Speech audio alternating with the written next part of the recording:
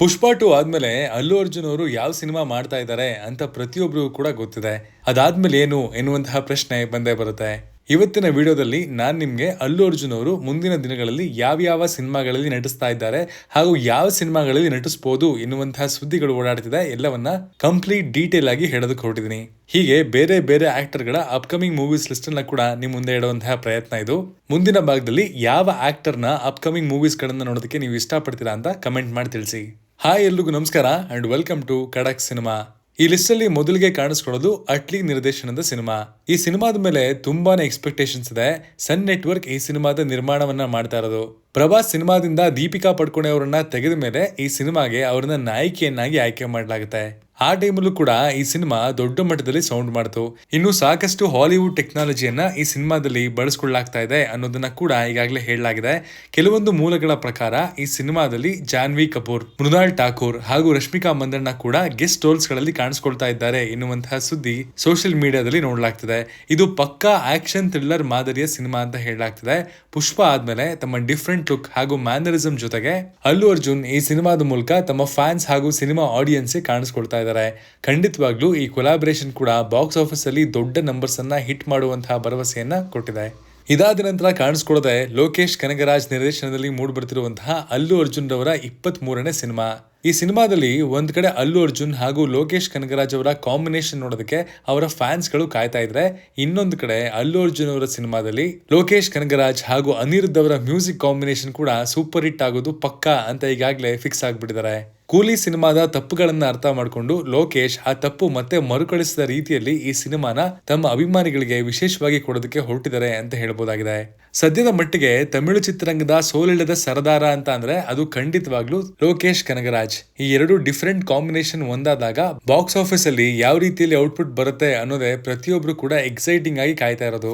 ಈ ವರ್ಷದ ಜನವರಿಗೆ ಈ ಸಿನಿಮಾದ ಅನೌನ್ಸ್ಮೆಂಟ್ ಆಗಿತ್ತು ಹಾಗೂ ಕೈದಿ 2 ಸಿನಿಮಾನ ಬಿಟ್ಟು ಲೋಕೇಶ್ ಕನಗರಾಜ್ ಈ ಸಿನಿಮಾ ಮಾಡ್ತಾ ಇರೋದು ಅಂತ ಸುದ್ದಿ ಕೂಡ ಇದೆ. ಅದರಲ್ಲೇ ಗೊತ್ತಾಗುತ್ತೆ ಈ ಸಿನಿಮಾ ಅವರ ಕೆರಿಯರ್ಗೆ ಎಷ್ಟು ಇಂಪಾರ್ಟೆಂಟ್ ಅಂತ. ಸದ್ಯಕ್ಕೆ ಸ್ಪಿರಿಟ್ ಸಿನಿಮಾದ ಕೆಲಸದಲ್ಲಿ ಬ್ಯುಸಿಯಾಗಿರುವಂತಹ ಸಂದೀಪ್ ರೆಡ್ಡಿ ವಂಗ ನಂತರ ಅನಿಮಲ್ ಪಾರ್ಕ್ ಸಿನಿಮಾದಲ್ಲಿ ಕೂಡ ಬ್ಯುಸಿ ಆಗ್ತಾರೆ. ಆದ್ರೆ ಇವೆಲ್ಲ ವಿಚಾರಗಳ ನಡುವೆ ಅವರು ಅಲ್ಲು ಅರ್ಜುನ್ ಅವರ ಜೊತೆಗೆ ಸಿನಿಮಾ ಮಾಡ್ತಾ ಇದ್ದಾರೆ ಎನ್ನುವಂತಹ ಸುದ್ದಿ ಕೂಡ ಕೇಳಿ ಬಂದಿತ್ತು.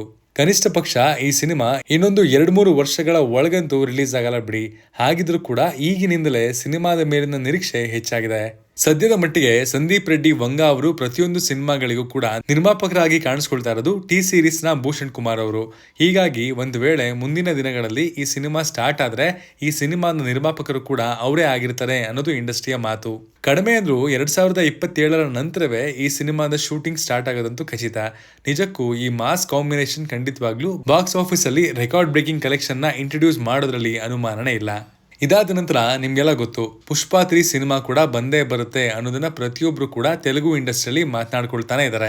ಸುಕುಮಾರ್ ಡೈರೆಕ್ಷನ್ ನಲ್ಲಿ ಪುಷ್ಪ ಫ್ರಾಂಚೈಸಿಯ ಕೊನೆಯ ಸಿನಿಮಾ ಇದಾಗಿರಲಿದೆ ಎನ್ನುವಂತಹ ಮಾತು ಕೂಡ ಇದೆ. ದಂಗಲ್ ಸಿನಿಮಾದ ರೆಕಾರ್ಡ್ ಅನ್ನ ಖಂಡಿತವಾಗ್ಲೂ ಈ ಸಿನಿಮಾ ಬೀಟ್ ಮಾಡುತ್ತೆ ಅನ್ನೋದು ಅಲ್ಲು ಅರ್ಜುನ್ ಫ್ಯಾನ್ಸ್ ಗಳ ಮಾತು.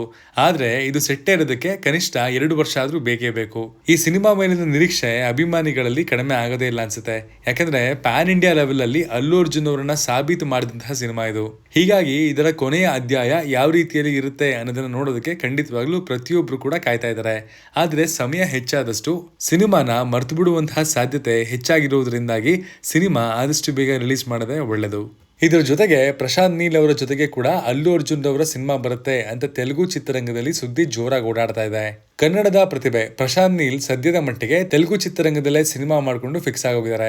ಸದ್ಯಕ್ಕೆ ಜೂನಿಯರ್ NTR ಅವರ ಸಿನಿಮಾದಲ್ಲಿ ಕೆಲಸ ಮಾಡ್ತಾ ಇರುವಂತಹ ಪ್ರಶಾಂತ್ ನೀಲ್ ಅವರು ಇದಾದ ನಂತರ ಸಲಾರ್ 2 ಸಿನಿಮಾದ ಕೆಲಸದಲ್ಲಿ ಬ್ಯುಸಿ ಆಗ್ತಾರೆ.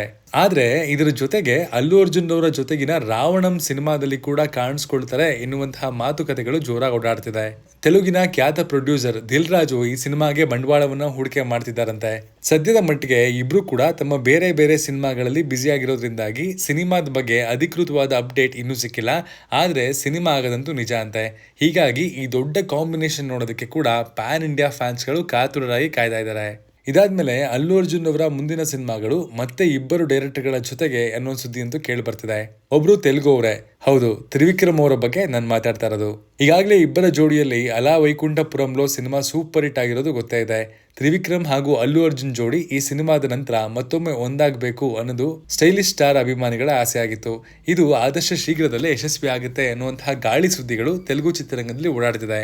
ಖಂಡಿತವಾಗ್ಲೂ ಇವರಿಬ್ಬರ ಕಾಂಬಿನೇಷನ್ ಅಲ್ಲಿ ಒಂದು ಕ್ಲಾಸಿಕ್ ಕಮರ್ಷಿಯಲ್ ಎಂಟರ್ಟೈನರ್ ಸಿನಿಮಾ ನಮಗ್ ಸಿಗಬಹುದು. ಮತ್ತೊಂದು ಕಡೆ ಮಿನ್ನಲ್ ಮುರಳಿ ಮಲಯಾಳಂನ ಮೊದಲ ಸೂಪರ್ ಹೀರೋ ಸಿನಿಮಾ ನಿರ್ದೇಶನ ಮಾಡಿರುವಂತಹ ಬಸಿಲ್ ಜೋಸೆಫ್ ಅಲ್ಲು ಅರ್ಜುನ್ ಅವರಿಗೆ ಸಿನಿಮಾನ ಡೈರೆಕ್ಟ್ ಮಾಡ್ತಾ ಇದ್ದಾರೆ ಅಂತ ಟಾಲಿವುಡ್ ನಲ್ಲಿ ಸೌಂಡ್ ಜೋರಾಗಿ ಕೇಳಿ ಬರ್ತಾ ಇದೆ. ಖಂಡಿತವಾಗ್ಲೂ ಈ ಕೊಲಾಬರೇಷನ್ ಆದ್ರೆ ಅಲ್ಲು ಅರ್ಜುನ್ ಅಭಿಮಾನಿಗಳಿಗೆ ಒಂದು ಹೊಸ ಸಿನಿಮ್ಯಾಟಿಕ್ ಎಕ್ಸ್ಪೀರಿಯನ್ಸ್ ಸಿಗೋದ್ರಲ್ಲಿ ಯಾವುದೇ ಅನುಮಾನ ಇಲ್ಲ. ಸದ್ಯಕ್ಕೆ ಈ ಸುದ್ದಿ ಎಲ್ಲಾ ಕಡೆ ಓಡಾಡ್ತಿದೆ. ಇದು ನಿಜ ಆಗೋದಕ್ಕೆ ಒಂದು ಅಫಿಷಿಯಲ್ ಅನೌನ್ಸ್ಮೆಂಟ್ ಮಾತ್ರ ಬಾಕಿ ಉಳಿದಿರೋದು.